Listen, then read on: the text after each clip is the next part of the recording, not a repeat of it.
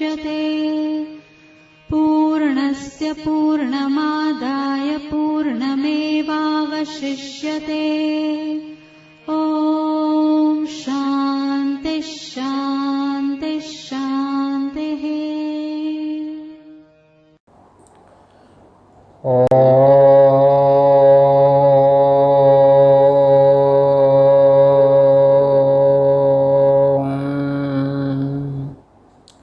भद्रं कर्णेभिः शृणुयाम देवा। भद्रं पश्येमाक्षभिर्यजत्राः स्थिरैरङ्गैस्तुष्ट्वागुंसस्तनूभिर्व्यसेम देवहितं यदायुः। स्वस्ति न इन्द्रो वृद्धश्रवाः। स्वस्ति नः पूषा विश्ववेदाः। स्वस्ति नस्तार्क्ष्यो अरिष्टनेमिः। स्वस्ति नो बृहस्पतिर्दधातु। ॐ शान्ति शान्ति शान्तिः। शङ्करं शङ्कराचार्यं केशवं बादरायणं सूत्रभाष्यकृतौ वन्दे भगवन्तौ पुनः पुनः।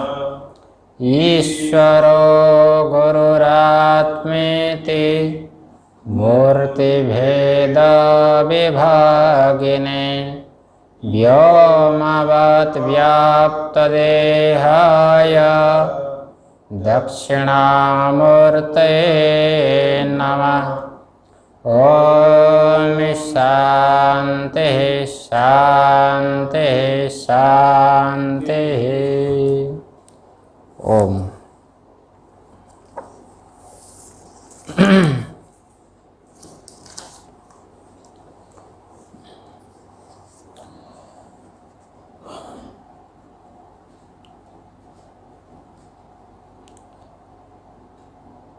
परमात्मा के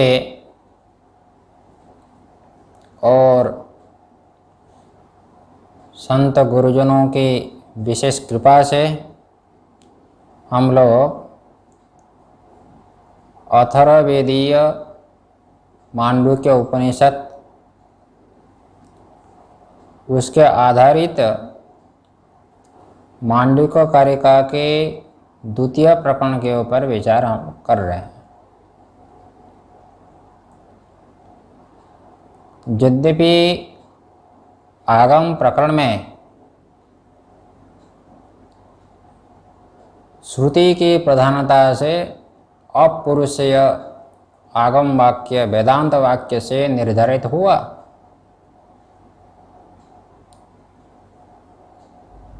अद्वैत ब्रह्म।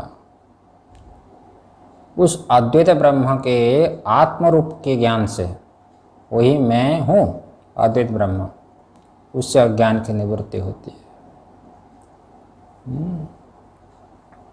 और ये भी निश्चय हुआ कि सभी वेदांत वाक्यों का तात्पर्य एक अद्वैत ब्रह्म से है और ज्ञान से ही मुक्ति होती है। कर्म है, उपासना है, ये ज्ञान के उत्पत्ति के साधन है, अर्थात चित्त की शुद्धि, चित्त की एकाग्रता में साधन है। चित्त को शुद्ध करते हुए, चित्त को एकाग्र करते हुए ज्ञान उत्पत्ति में साधन होते हैं कर्म उपासना। लेकिन जगत जब हमको सत्य दिखाई दे रहा है, जगत में जब तक सत्यत्व बुद्धि है, वेदांत का जो प्रतिपाद्य है प्रमेय वस्तु अद्वैत ब्रह्म, उसमें संशय होता है कि ब्रह्म निर्विशेष है कि सविशेष है। इसीलिए ये वैतथ्य प्रकरण है। वैतथ्य का अर्थ होता है मिथ्यात्व, जिसमें पारमार्थिक तत्व न हो। इसको कहते हैं वितथा, वितथा, वितथ, विगथा तथा यस्मात् स वितथः तस्य भाव वितथ वैतथ्यम, मतलब मिथ्यात्व, जगत मिथ्या है। इसलिए जब तक जगत में मिथ्यात्व का निश्चय नहीं हो जाएगा तब तक अद्वैत ब्रह्म में संशय रहता है। और जब तक प्रमेय वस्तु में संशय रहता है तब तक निध्यासन नहीं होता है। अद्वैत ब्रह्माकार वृत्ति, अखंड ब्रह्माकार वृत्ति नहीं बनती है। और अखंड ब्रह्माकार वृत्ति जब नहीं बनेगी तो विपरीत भावना नहीं जाएगी। इसलिए जगत में जब मिथ्यात्व का निश्चय जब कर देंगे तो हमको संभावित ज्ञान होगा कि ब्रह्म अद्वैत संभव है, क्योंकि जगत मिथ्या है। ठीक है। और निश्चय करना जागृत पदार्थ में मिथ्यात्व का, कि जागृत पदार्थ मिथ्या। तो हेतु दिया गया दृश्यत्वात्, दृश्य होने से, दृश्य होने से। दृष्टांत देना है स्वप्न, दृष्टांत क्या देना है? स्वप्न। स्वप्न और जागृत में एकत्व कहा गया। स्वप्न और जागृत में एकत्व कहा गया। विद्वान लोगों ने कहा, पूर्व प्रकरण में कहा, जागृत स्वप्न में एकत्व क्या है? दृश्यत्व। दोनों में अन्यता ग्रहण भी है। अन्यता ग्रहण, अन्यता ग्रहण को बोलते हैं स्वप्न। और निद्रा क्या है? स्वरूप आग्रहण। स्वरूप आग्रहण, स्वरूप को नहीं जानता है जागृत में भी, स्वप्न को नहीं जानता है, जागृत में भी नहीं जानता है। ठीक है। जागृत अभिमानी, स्वप्न अभिमानी, स्वप्न और निद्रा से युक्त है। इसलिए पहले जागृत को भी क्या कहा? स्वप्न कहा। जागृत भी स्वप्न, ये जागृत स्वप्न है, वो स्वप्न स्वप्न है। ठीक है ना राणा? हाँ। इसलिए जो है ये दृश्यत्व और मिथ्यात्व समान है, अविशिष्ट है। ठीक है ना राणा? हाँ। इसलिए क्या होगा?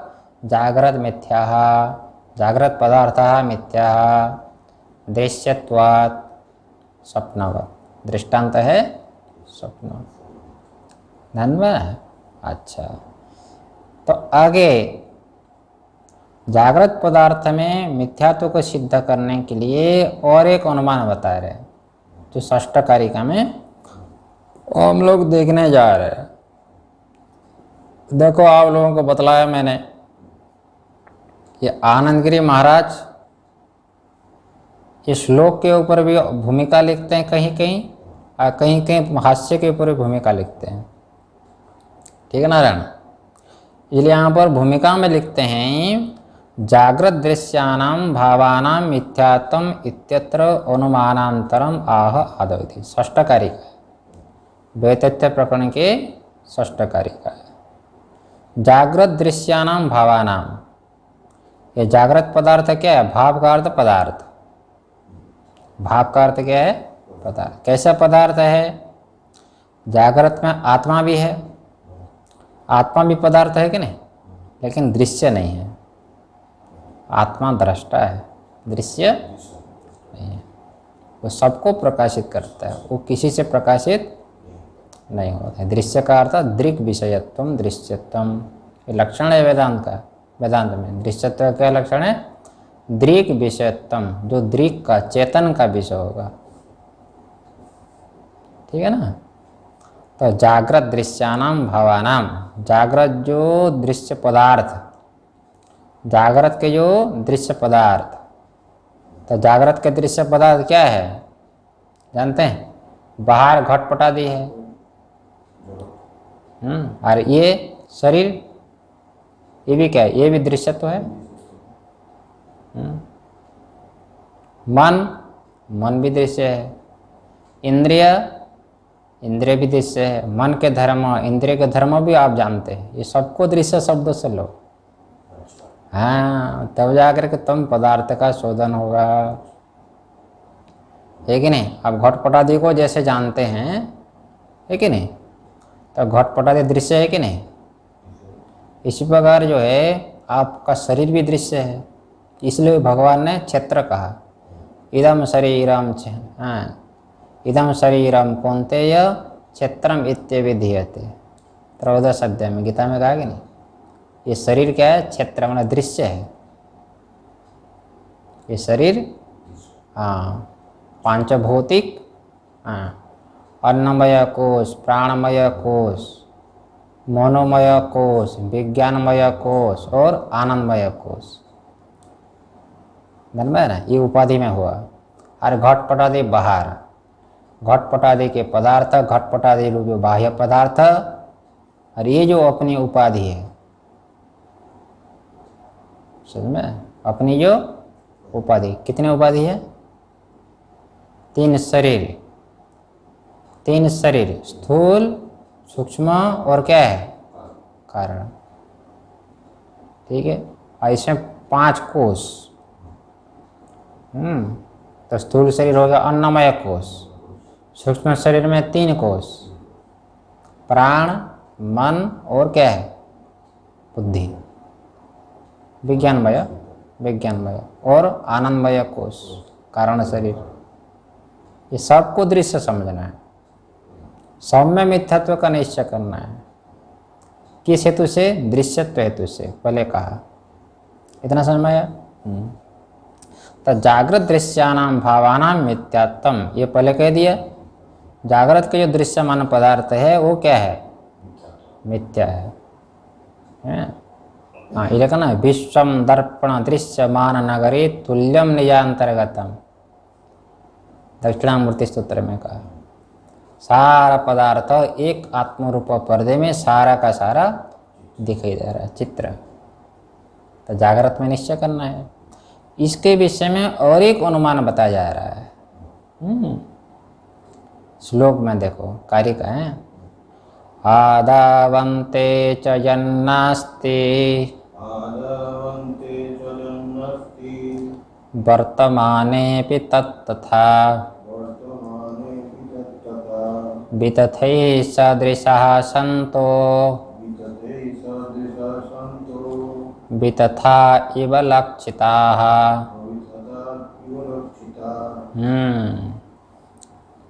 देखो, हाँ, पढ़ लीजिए पूरा एक बार, पढ़िए।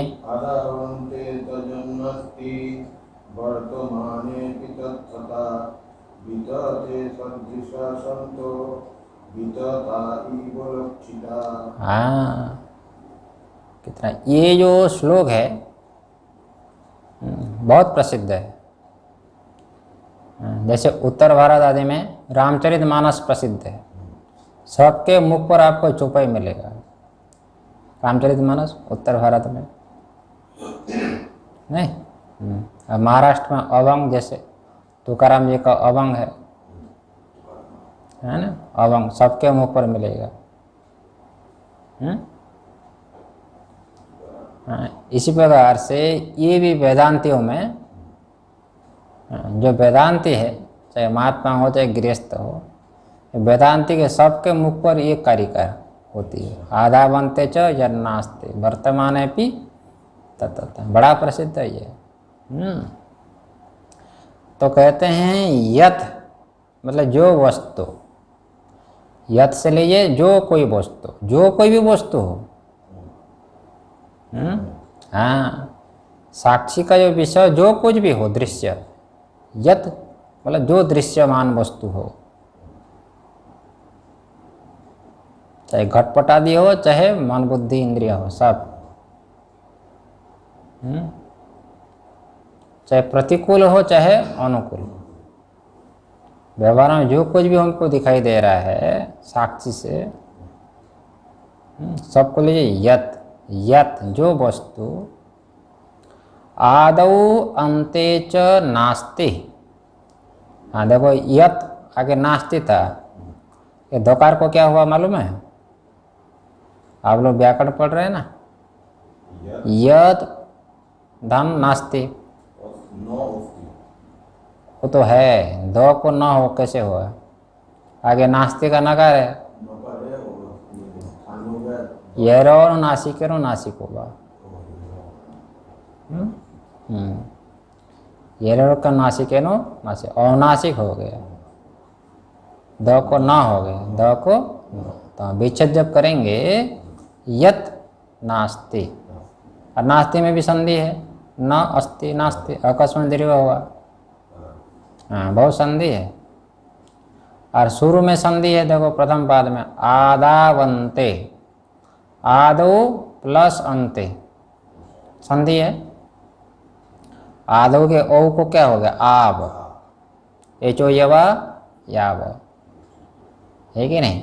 यत, यत कहने से जो वस्तु, दृश्यमान वस्तु, आदो नास्ति, पहले नहीं था, पहले नहीं था मतलब उत्पत्ति से पहले नहीं था,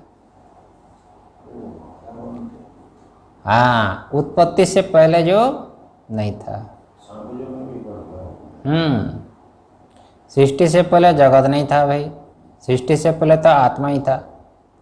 श्रुति कहती है सदैव सम्य इदमग्रे आसीत एकं वा द्वितीयम, ये कहा कि नहीं? सृष्टि से पहले तो सद ब्रह्म से कुछ था ही नहीं, है कि नहीं? तो आदि में कौन नहीं था? जगत नहीं था, दृश्य नहीं था, दृश्य नहीं था। स्वप्न में जाते हैं, सपने में बढ़िया बढ़िया लड्डू खा रहे हो, लड्डू पहले था?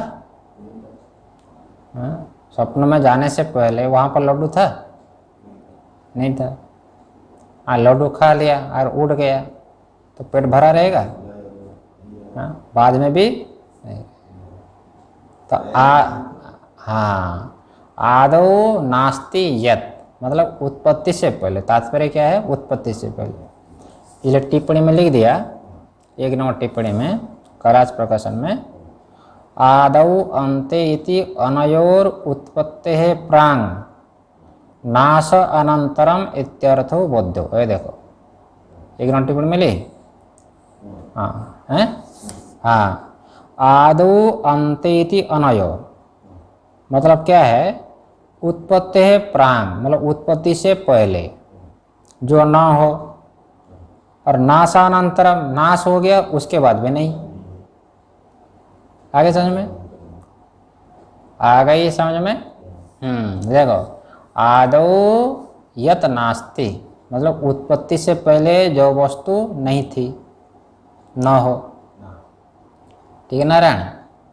और अंते च नास्ति, आगे अंत में मतलब नाश होने के बाद, हाँ अंत में कब क्या लगेंगे? नाश होने के अनंतर, नाश होने के बाद। आगे समझ में? हाँ स्वप्न से आप लौट आए जागृत में, स्वप्न गायब, स्वप्न का लड्डू गायब हो गया, हो गया ना? इसी प्रकार जगत का लय हो गया, हाँ तो जगत नहीं, तो कौन रहेगा? ब्रह्म तो रहेगा, ब्रह्म तो रहेगा ना, जहाँ पर ओम, अच्छा हाँ, तो जहाँ पर लीन हो जाएगा वो तो रहेगा। हाँ बैठे ना रहे, मांडुक्य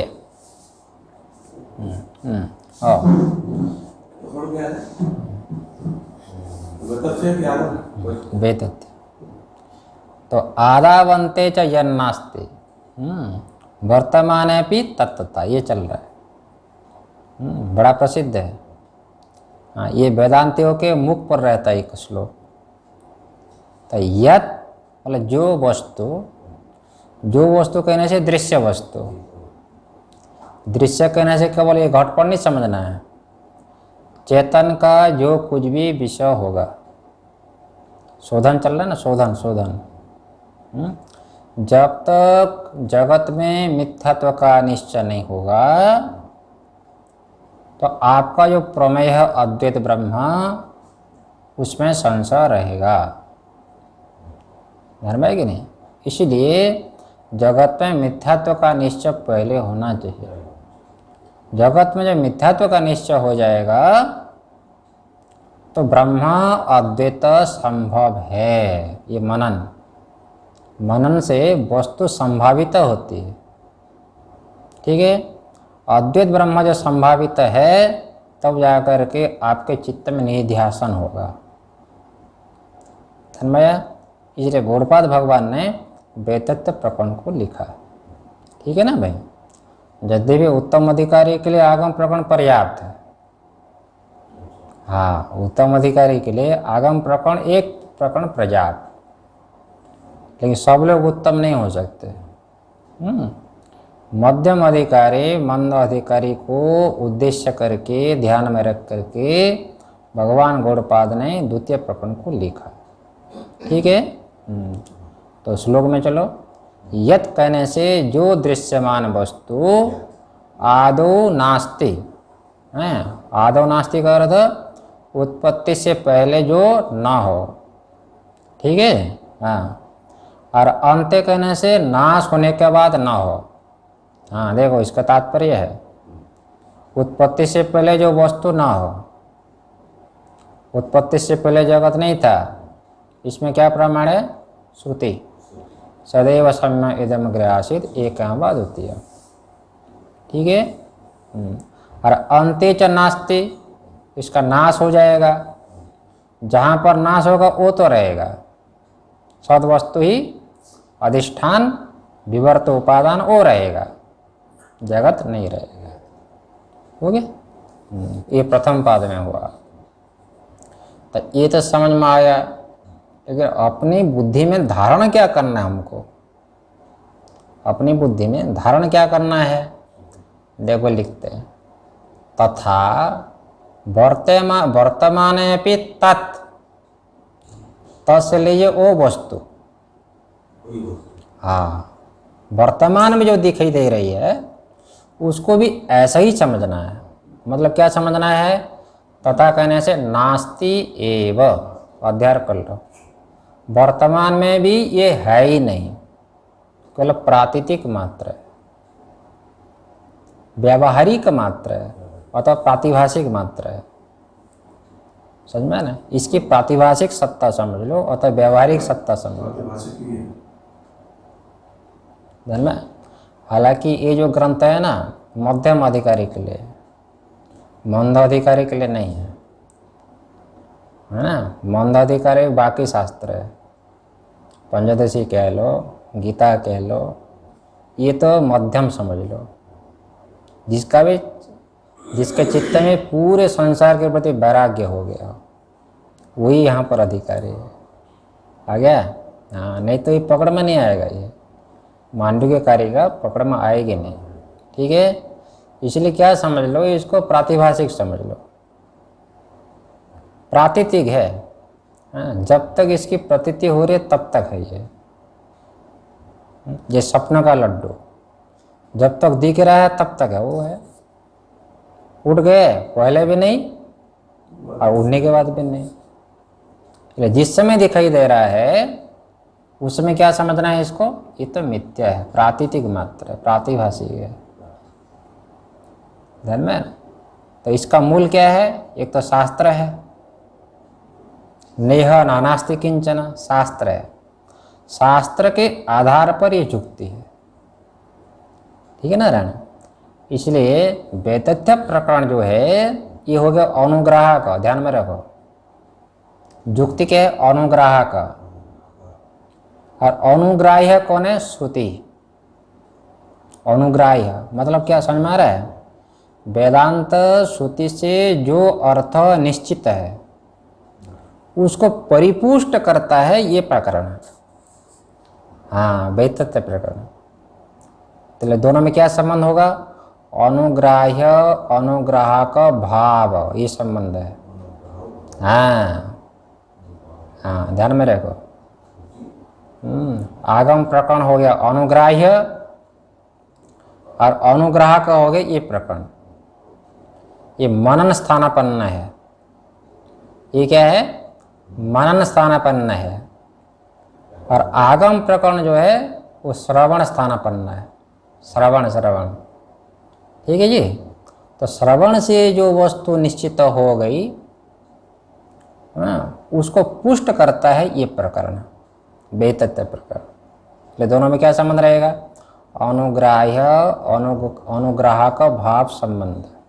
लेकिन इस प्रकरण की प्रधानता नहीं है। हाँ, अनुमान की प्रधानता नहीं होती वेदांत में, प्रधानता तो श्रुति की होती है। समझ में ना? इसलिए तो कहा ना, नई सब तर्कण मतिरापनया, केवल तर्क मात्र से, श्रुति विरुद्ध तर्क मात्र से आत्म तत्व का साक्षात्कार नहीं होता है। ठीक है। इसलिए जो है श्रुति सम्मत युक्ति के द्वारा यहाँ पर निश्चय किया जा रहा है। ठीक है नारायण। ये तत् कहने से जो वो वस्तु है वर्तमाने अपि तथा, वर्तमान में जो दिखाई दे रहा है, जागृत में, जागृत तो निश्चय करना है ना। जागृत में जो हमको दिखाई दे रहा है वर्तमान में, इसको भी क्या समझना चाहिए? मिथ्या, प्रातीतिक। प्रातीतिक है ये, प्रातीतिक है, प्रतीत हो रहा है लेकिन है नहीं, सत्य नहीं। ठीक है। अच्छा, ये तो हो गया पूर्वार्ध है। उत्तरार्ध में देखो, बीतते सदृशा संतो, ये तो अनुमान करना है। इसलिए क्या हो गया? जागृत पदार्थ स्वप्न की तरह हो गया। हाँ, स्वप्न पदार्थ जैसे पहले नहीं था, उड़ने के बाद नहीं। रज्जु सर्प भी होगा, रज्जु में सर्प पहले जैसे नहीं, बाद में भी नहीं, अब वर्तमान में मिथ्या। आगे इसी प्रकार जागृत में भी हो जाएगा बीतथई, मतलब मिथ्यात्व। मिथ्यात्व हेतु दोनों में रह जाएगा। स्वप्न भी मिथ्यात्व है और जागृत में भी मिथ्यात्व है। हो गया ना भाई? लेकिन हमको सत्य जैसा तो दिखता है, आप कह रहे हो मिथ्या है। ये स्वप्नों का लड्डू भले ही जो है मिथ्या हो, जागृत का लड्डू, भंडारे का लड्डू कैसे है मिथ्या? खाने से तो सुख मिलता है। हाँ, सत्य दिखता है। अरे भाई, सत्य दिखता है लेकिन सत्य है ही नहीं, सत्य जैसा दिखता है। हाँ, इसी का नाम तो मिथ्या है, इसी का नाम मिथ्या है। हाँ, नहीं हो लेकिन सत्य सा दिखता। इसलिए भाष्य का ये गौड़पाद भगवान लिखते हैं, अवितथा इव लक्षिता। है देखो, अवितथा का अर्थ सत्य, सत्य जैसा दिखता है। किसको दिखता है सत्य जैसा? क्या सबको दिखता है क्या सत्य जैसा? भाष्यकार लिखेंगे, अज्ञानी जो विचार नहीं करता है उनको सत्य जैसा दिखता है, और ज्ञानी को मिथ्या का निश्चय होता है। दोनों में ही अंतर है। ज्ञानी की दृष्टि और अज्ञानी की दृष्टि में ये है। अज्ञानी की दृष्टि में ये जगत सत्यत्व है, और ज्ञानी की दृष्टि से ये जगत क्या है? मिथ्या है। इसलिए बाधित है। तो बाधित अनुवृत्ति से ज्ञानी सब कुछ व्यवहार करता है। हाँ, इसलिए कोई विरोध नहीं है, कोई विरोध नहीं है। अच्छा, देखो इसके ऊपर थोड़ी सी टीका देख लें। यदि जागृत दृश्य भावा, जागृत के जो दृश्यमान पदार्थ है, भाव का अर्थ पदार्थ। देखो भाई, भाव का विशेषण क्या है? दृश्य। जागृत में आत्मा भी है क्या? क्यों भाई? आत्मा भी है कि नहीं जागृत में, लेकिन वो भाव तो है, पदार्थ तो है, लेकिन दृश्य नहीं है। आत्मा क्या है? दृक है। इसलिए जागृत में जो पदार्थ दृश्य होगा वो मिथ्या है। आत्मा दृश्य न होने से मिथ्या नहीं। यही विचार करना है। मैं तो सबका दृष्टा हूँ, मैं दृश्य नहीं हूँ। मैं तो दृष्टा होने से मैं सत्य हूँ। ये विचार करना पड़ता। कब? तो ये कारिका सुनते समय, बाकी समय भी करना है। अभ्यास, जितना जितना आप अभ्यास करोगे उतना उतना मिथ्यात्व का निश्चय होगा। और मिथ्यात्व का निश्चय हुआ, इसका परिचय क्या है, पहचान क्या है?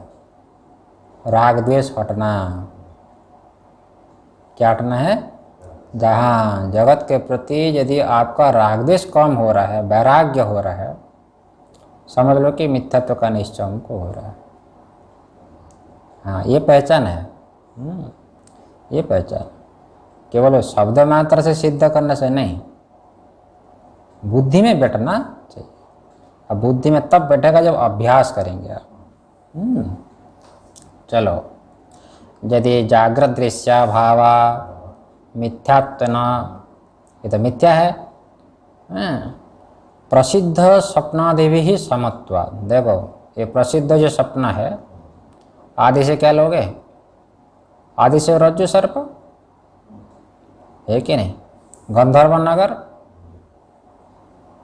जादूकर का लड्डू, ये सब आदि से ले लीजिए, है कि नहीं? तब प्रसिद्ध स्वप्नादिभि समत्वात्, जागृत पदार्थ भी समान ही है। स्वप्न आदि के समान जागृत पदार्थ भी है, मिथ्या है। मिथ्या तो ये बताओ वेदांती लोग, कथम तरी तेषाम घटासन पटासन, ये बताओ। हाँ, घट है बोलते हो कि नहीं? घटो अस्ति। घट यदि मिथ्या है तो घट है कैसे बोलते हो फिर? अस्तित्व किसके साथ है? घट के साथ है कि नहीं? घट है। ये क्या है? आप पूछते हैं कि घट है, बोलते हैं कि नहीं? कि घट नहीं है बोलते हैं? सामने घट तो घट है बोलते हैं आप, तो घट तो सत्य है। ये तार्किकों की ये युक्ति है। पटासान, इसी प्रकार पट भी दिखाई दे रहा है। हाँ, इति अमृषात्वेन। कथम अमृषात्वेन? भाई ये तो सत्य के रूप से प्रतीत हो रही है। इसका उत्तर दे दिया कारिका में, वितथै सदृशा संतो। अरे भाई ये तो मिथ्या ही है। सत्य जैसा दिखे जाने पर भी सत्य नहीं हो जाता है। वेदांतियों का ये कहना है। देखो, दो पदार्थ है, घटो घटः अस्ति, घट है बोलते कि नहीं? तो विचार करना है कि घट आपको दिखाई दे रहा है कि अस्थि दिखाई दे रहा है? क्या दिखाई दे रहा है बोलो? घट तो दिखाई दे रहा है, इसी में किसी प्रकार का संशय नहीं। ठीक है, अस्थि भी आपको दिखाई दे रहा है। अस्थि मतलब क्या? सत्य। और सत्य मतलब क्या चीज़ है? सत्य क्या चीज़ है? सुनने में तो अच्छा लगता है, बोलने में भी अच्छा लगता है कि घट सत्य है। घट है जो बोलते हो, है अंश सत्यत्व। सत्यत्व होता है तीनों काल में अबाधित है, इसका नाम होता है सत्यत्व। घट दिखाई दे रहा है, इसमें किसी प्रकार की शंका नहीं है। ये बताओ तुम द्वैतवादी लोग, तुमको निश्चय हो रहा है कि ये घट तीनों काल में रहेगा? बोलो, निश्चय है? तो निश्चय जब नहीं है तो घट सत्य कैसे कहोगे? इसलिए दिखाई देने मात्र सत्य नहीं होता है, ध्यान में रखो। हाँ, त्रिकाला बाध्यत्म सत्यत्म, जो तीनों काल में अबाधित हो उसका नाम होता है सत्य। तुमको तीनों काल का ज्ञान है? नहीं है तो तीनों काल में घट रहेगा, कैसे निश्चय हो रहा है ना? हाँ, घट सत्य जैसा दिखता है। अस्तित्व का तादात्म्य होने से वेदांति का कहना क्या है? जैसे प्रकाश का संबंध घट के साथ है। अब देखो, अभी प्रकाश हो रहा है कि नहीं बल्ब का? अब प्रकाश का संबंध पुस्तक के साथ हो रहा है। ठीक है, तो पुस्तक प्रकाश है? पुस्तक प्रकाश से विशिष्ट है। क्या समझा? दोनों अलग अलग पदार्थ है। प्रकाश अलग पदार्थ है और पुस्तक अलग पदार्थ है, लेकिन दोनों का जब तादात्म्य हो जाता है लगता है कि पुस्तक प्रकाश से युक्त है, धर्म है ना, अविवेक से। लेकिन विवेक ही जानता है रहे थे बल्ब का प्रकाश है, पुस्तक का प्रकाश नहीं है, धर्म है ना। पुस्तक चली गई, पुस्तक ले लिया, घड़ा रख दिया, तो घड़ा भी उसी प्रकार दिखाई देता है। प्रकाश एक है और विषय भिन्न भिन्न। अब समझ में? तो प्रकाश का संबंध जैसे पुस्तक आदि के साथ होने पर पुस्तक प्रकाश विशिष्ट दिखता है, प्रकाश से युक्त दिखता है, लेकिन प्रकाश वास्तविक प्रकाश नहीं है, वो तो जड़ है। आगे समझ में? ठीक है। इसी प्रकार से जो अस्थि अंश अधिष्ठान वो अलग है और घटपट आदि अलग है, लेकिन अस्थि का जब तादात्म्य हो जाता है तो घटपट आदि भी सत्य जैसा दिखता है, जैसे स्वप्न में। आपका स्वरूप जो सत्य स्वरूप है उसका तादात्म्य स्वप्न पदार्थ के साथ होने से स्वप्न पदार्थ भी सत्य जैसा दिखता है, और उठने के बाद घटपट आदि का बाद हो जाता है, आपका बाद नहीं होता है। आपने जो सत्ता दिया सबको, आपका बाद नहीं होता है, तुरीय का। तुरीय चैतन्य सत्य। आगे समझ में? इसी प्रकार से जागृत पदार्थ में जो घटपट आदि होते हैं उसके साथ अस्थि अंश का तादात्म्य होने से ये सत्य जैसा दिखता है। हाँ, ये वेदांति को कहना है। ठीक है, चलो देख लीजिए। इसलिए कह दिया काणिक भगवान गौड़पाद ने, बीतते सदृशा संतो बीतथा इव लक्षिता। स्वप्न पदार्थ जैसे मिथ्या होते हैं, इसमें किसी प्रकार का संशय नहीं है, लेकिन स्वप्न पदार्थ में जैसे सत्य जैसा दिखता है। स्वप्न काल में स्वप्न का लड्डू को खा रहा हो नहीं मालूम पड़ता है। ये डॉक्टर स्वप्न का है और स्वप्न की दवाई दे रहा है, ये भान नहीं होता है। और रोग भी स्वप्न का रोग मालूम नहीं पड़ता है, सत्य बिल्कुल लगता है ना। आप समझ में? इसी प्रकार जागृत में भी करना है, जागृत में भी करना है। देखो, जागृत में विचार करो, श्रुति को सामने रखो। क्या रखना है? हाँ, श्रुति को सामने रख कर के विचार करो, तब तो बात बैठेगी, नहीं तो प्रबल तर्क आएगा तो कट जाएगा फिर, है ना। श्रुति कहती एक ही सत्य, बस अनेक सत्य नहीं। सदैव सम्यक इदम अग्रे आसीत्। श्रुति कहते कि नेह नानास्ति किंचन, एक सद ब्रह्म से अतिरिक्त कुछ भी नहीं है। हाँ, श्रुति कहती है कि सद ब्रह्म से अतिरिक्त कुछ भी नहीं है, लेकिन हमको सारा जगत दिखाई दे रहा है, दिखाई देने पर भी है तो ये मिथ्या है। श्रुति कह रही है और हमारी युक्ति भी कह रही है, जो दृश्य होता है वो मिथ्या होता है, जैसे स्वप्न। ये अभ्यास करना होता है। ठीक है। अच्छा, अब आगे बढ़ते हैं। टाइम है टीका में भी प्रकृति जागृत मिथ्यात्व। ये देखो, आपको मिथ्यात्व का निश्चय कहाँ पर करना है? स्वप्न में करना है कि जागृत में करना है? जागृत में करना है। दृष्टांत तो केवल स्वप्न मात्र है। ठीक है भाई। हाँ, अभ्यास तो जागृत में करना है। प्रकृति प्रकृति मतलब क्या? प्रकरण, है ना।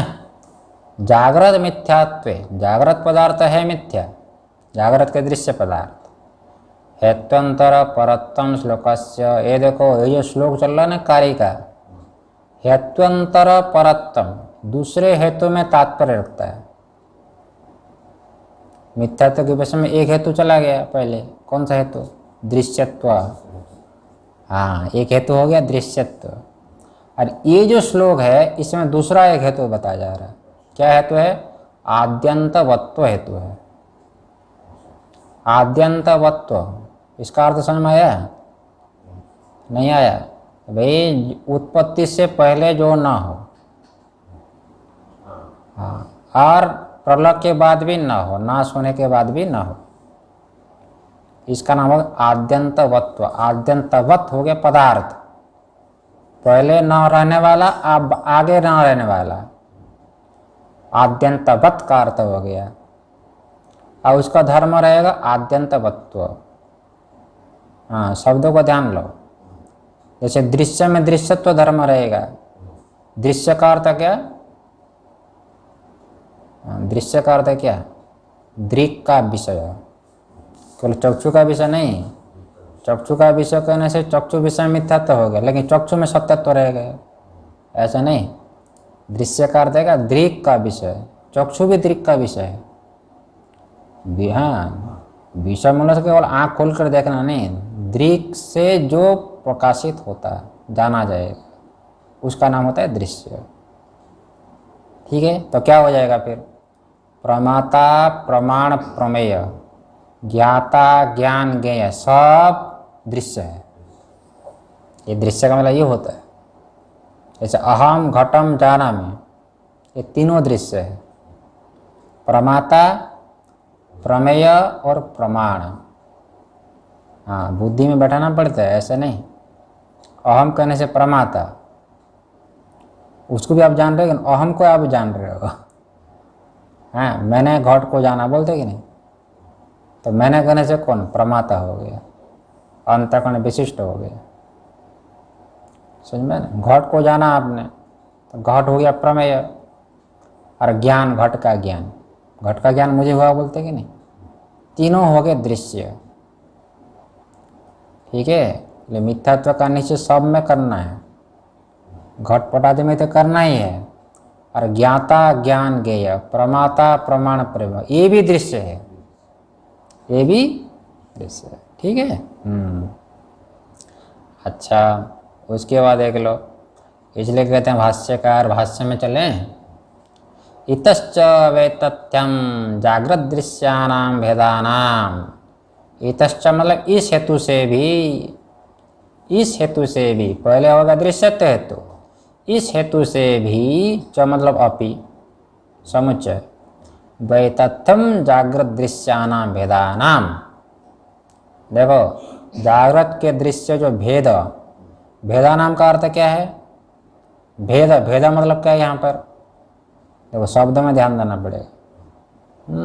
भिद्यन्ते इति भेदा, क्या समझ आया? भिद्यन्ते इति भेदा मतलब भेद का विषय। हाँ, कहाँ पर भेद होता है? दृश्य में भेद होता है।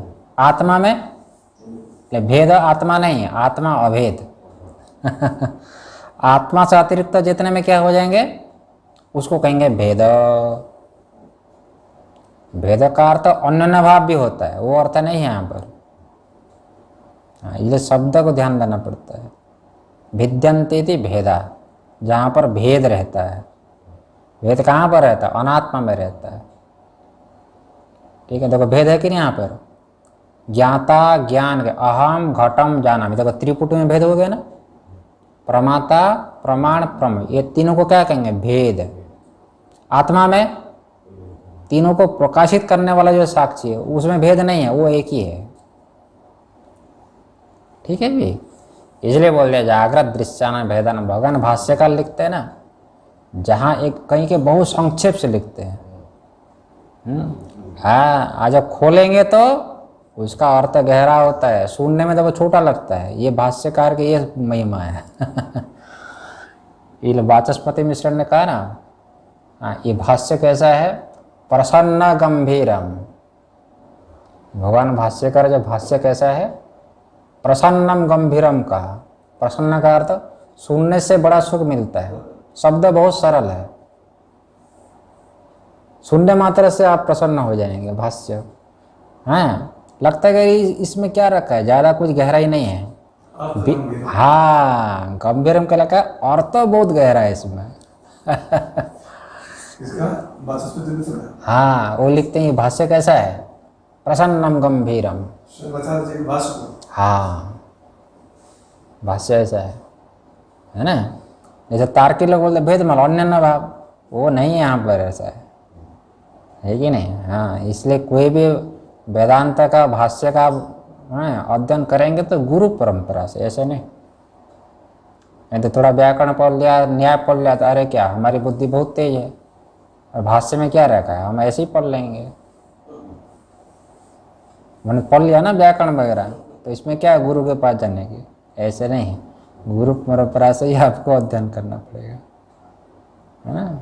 हाँ, इसीलिए वो नागेश लिखते हैं ना, नागेश जी, व्याख्यान तो विशेष प्रतिपत्तिर, व्याख्यान तो विशेष प्रतिपत्तिर न ही संदेहाद अलक्षणम।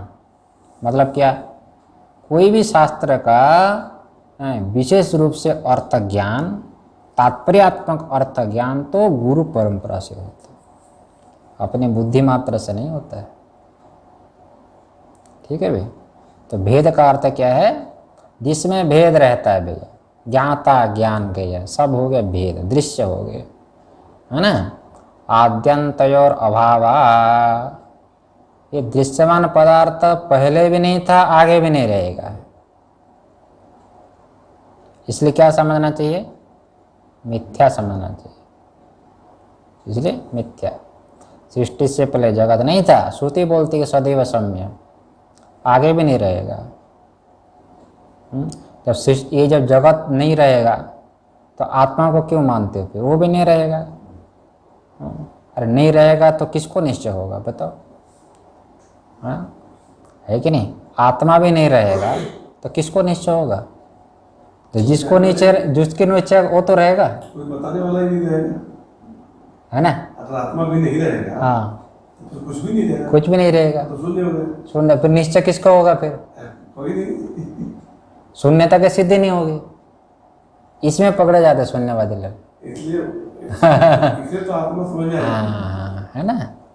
इसलिए तो आत्मा तो आगे रहेगा, जगत नहीं रहेगा, ये जगत मिथ्या है।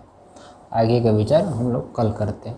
ओम भद्रम कर्णेभिः शृणुयाम देवाः, भद्रं पश्येमाक्षभिर्यजत्राः, स्थिरैरङ्गैस्तुष्टुवागुंसस्तनूभिर्व्यसेमदेवहितं यदायुः।